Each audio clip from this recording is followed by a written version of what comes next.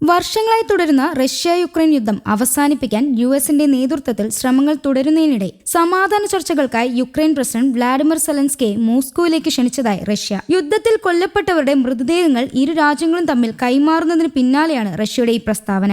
എന്നാൽ വൈദ്യുതി നിലയങ്ങൾക്കും അനുബന്ധ അടിസ്ഥാന സൗകര്യങ്ങൾക്കും നേരെ പരസ്പരം ആക്രമണം നടത്തുന്നത് നിർത്താൻ ഇരു രാജ്യങ്ങളും ധാരണയായി എത്തിയെന്ന വാർത്തയിലൂടെ പ്രതികരിക്കാൻ റഷ്യ അധികൃതർ തയ്യാറായില്ല. കഴിഞ്ഞ ആഴ്ച അബുദാബിയിൽ വെച്ച് യുഎസിന്റെ മധ്യസ്ഥതയിൽ നടന്ന സമാധാന ചർച്ചകൾ യുദ്ധം അവസാനിപ്പിക്കാനുള്ള നീക്കങ്ങൾക്ക് പുതിയ വേഗം പകർന്നിട്ടുണ്ട്. യുഎസിന്റെ മധ്യസ്ഥതയിലുള്ള ചർച്ചകൾക്ക് ശേഷം സെലൻസ്കിയും റഷ്യൻ പ്രസിഡന്റ് വ്ളാഡിമിർ പുടിനും തമ്മിലുള്ള കൂടിക്കാഴ്ചയ്ക്ക് ഏറെ സ്വാധീനമുണ്ടായെന്ന പേര് വെളിപ്പെടുത്താത്ത ഒരു യുഎസ് ഉദ്യോഗസ്ഥൻ വ്യക്തമാക്കി. പിടിച്ചെടുത്ത യുക്രൈൻ പ്രദേശങ്ങൾ റഷ്യയ്ക്ക് വിട്ടുകൊടുക്കുന്നതുമായി ബന്ധപ്പെട്ട് തർക്കമാണ് പരിഹരിക്കപ്പെടാതെ തുടരുന്നത്. റഷ്യ യുക്രൈനും തമ്മിൽ നടക്കുന്ന യുദ്ധം അവസാനിപ്പിക്കാനായി അമേരിക്കയുടെ നേതൃത്വത്തിൽ നടക്കുന്ന ചർച്ചയിൽ കാര്യപുരോഗതി ഉള്ളതായി അമേരിക്കൻ പ്രസിഡന്റ് ഡൊണാൾഡ് ട്രംപ് പറഞ്ഞിരുന്നു. യുദ്ധം അവസാനിപ്പിക്കാൻ വാഷിംഗ്ടൺ നടത്തുന്ന നയതന്ത്ര നീക്കങ്ങൾ ഫലം കണ്ടു തുടങ്ങിയെന്നാണ് ട്രംപ് നൽകുന്ന സൂചനയിൽ നിന്ന് വ്യക്തമായിരിക്കുന്നത്. എന്നാൽ റഷ്യൻ അധിനിവേശത്തിലുള്ള വൻ ആണവ നിലയമായ സാപ്പോപോറിഷ്യയുടെ നിയന്ത്രണം സംബന്ധിച്ച തർക്കം ഇപ്പോഴും പരിഹരിക്കപ്പെട്ടിട്ടില്ല. ഇവിടെ ഉൽപ്പാദിപ്പിക്കുന്ന വൈദ്യുതി തുല്യമായി പങ്കിടാമെന്ന കാര്യത്തിൽ ധാരണയായെങ്കിലും നിലയത്തിന്റെ നിയന്ത്രണം ആർക്കാണെന്ന കാര്യത്തിൽ ഇപ്പോഴും അവ്യക്തത തുടരുന്നു.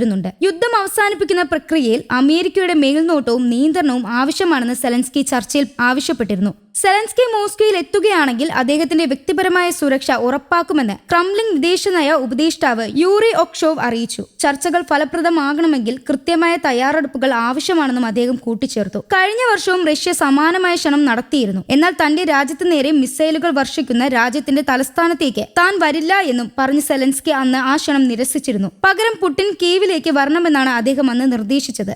അതേസമയം 4 വർഷത്തോളമായി തുടരുന്ന റഷ്യ യുക്രൈൻ യുദ്ധത്തിൽ ഇരുഭാഗങ്ങളിലുമായി ഇതുവരെ കൊല്ലപ്പെട്ടവരുടെയും പരിക്കേറ്റവരുടെയും കാണാതായവരുടെയും എണ്ണം 20 ലക്ഷത്തിലേക്ക് എന്നതായി പുതിയ പഠനം വ്യക്തമാക്കുന്നു. യുക്രൈനെതിരെ റഷ്യൻ ആക്രമണം തുടരുന്ന സാഹചര്യത്തിൽ ലോകത്തെ ഞെട്ടിക്കുന്ന നാശനഷ്ടമാണിത്. വാഷിംഗ്ടണിലെ centre for strategic and international studies ചൊവ്വാഴ്ച പ്രസിദ്ധീകരിച്ച പഠനമനുസരിച്ച് ഏകദേശം 12 ലക്ഷം റഷ്യൻ സൈനികരും 6 ലക്ഷത്തിനടുത്ത് യുക്രൈൻ സൈനികരും കൊല്ലപ്പെടുകയോ പരിക്കേൽക്കുകയോ കാണാതാകുകയോ ചെയ്തിട്ടുണ്ട്. ഇത് ഇരു രാജ്യങ്ങളുടെയും മൊത്തം നാശനഷ്ടങ്ങൾ 18 ലക്ഷത്തിനടുത്തെത്തിക്കുന്നു. യുദ്ധത്തിലുടനീളം കൃത്യമായ കണക്കുകൾ കണ്ടെത്തുക പ്രയാസകരമായിരുന്നു. റഷ്യ തങ്ങളുടെ മരിച്ചവരുടെയോ പരിക്കേറ്റവരുടെയോ എണ്ണം പതിവായി കുറച്ചു മാത്രമാണ് കാണിക്കുന്നത്. യുക്രൈൻ ആകട്ടെ ഔദ്യോഗിക കണക്കുകൾ വെളിപ്പെടുത്താറുമില്ല.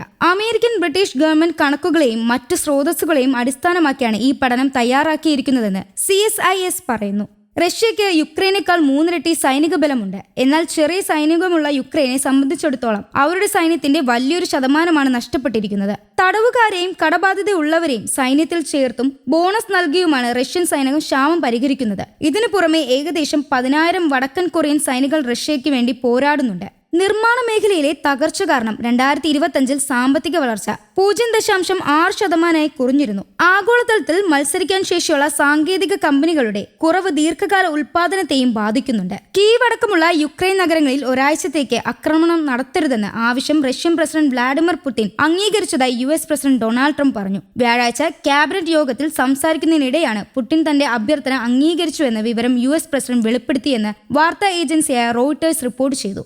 മേഖലയിലെ അതിശൈത്യം കണക്കിലെടുത്ത് കീവിലും സമീപ നഗരങ്ങളിലും ആക്രമണം നടത്തുന്നത് ഒരാഴ്ചത്തേക്ക് നിർത്തിവെക്കണമെന്ന് ഞാൻ പുടിനോട് നേരിട്ട് അഭ്യർത്ഥിച്ചു. അദ്ദേഹം അതിന് സമ്മതിച്ചു. ഇത് അപ്രത്യക്ഷമായ ഒരു വെടിനിർത്തൽ കരാറാണെന്നും ട്രംപ് വിശേഷിപ്പിക്കുന്നു. News desk Kerala Kaumudi.